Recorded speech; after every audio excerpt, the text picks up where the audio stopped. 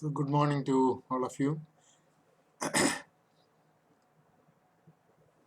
Today I think I will talk about discipline and mainly self-discipline. In the school days, of course, teachers, parents, they all try to imbibe in you a lot of discipline. Then you reach a level of discipline by the time you reach 10 plus 2. Then what happens is you are supposed to get the freedom. And why are you given the freedom? Because by this time you have developed your maturity by which you will choose to do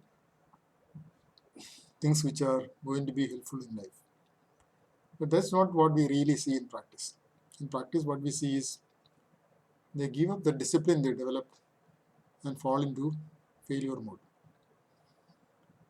Now, interestingly, I've heard a dictum which says a place for everything, everything in its place, a time for everything, everything in its time. And I found this to be a really good definition for discipline. Because we follow these things in life normally, but we don't really notice that this is what is done. For instance, when we have a house design, the house will have kitchen, toilet, bedroom, visiting room, and so on. What we do in kitchen, we will not do in the toilet. And what we do in the toilet, we don't do in the bedroom. So the place is fixed. So the first part, a place for everything, is the planning part. And everything in its place is the execution part. So you definitely have to plan something and then do it accordingly.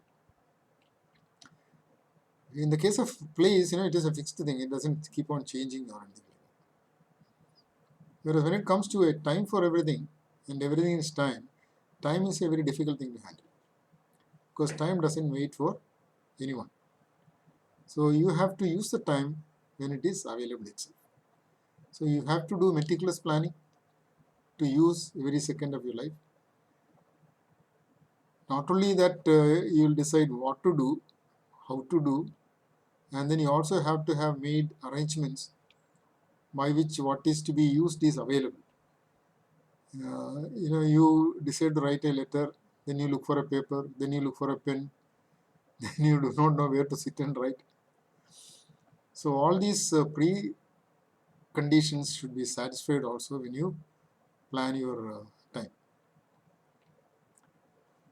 So that's what is so very important about this definition. So this dictum says place for everything, that is where you decide what to do where. And then, of course, not only doing it, it's a question of keeping things in place.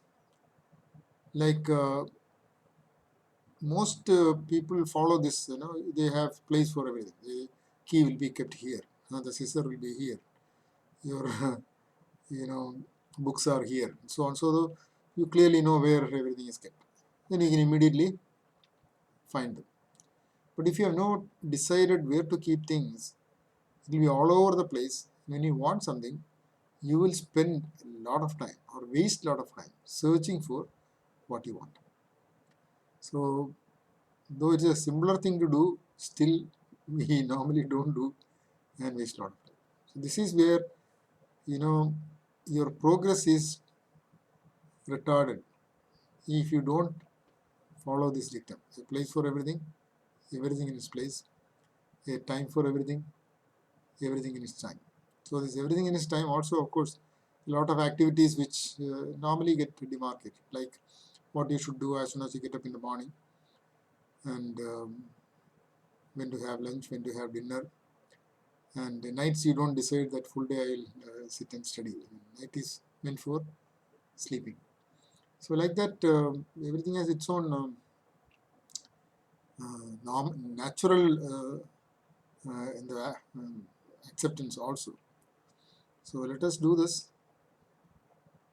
Plan your time, plan your place, and then do accordingly. So thank you so much.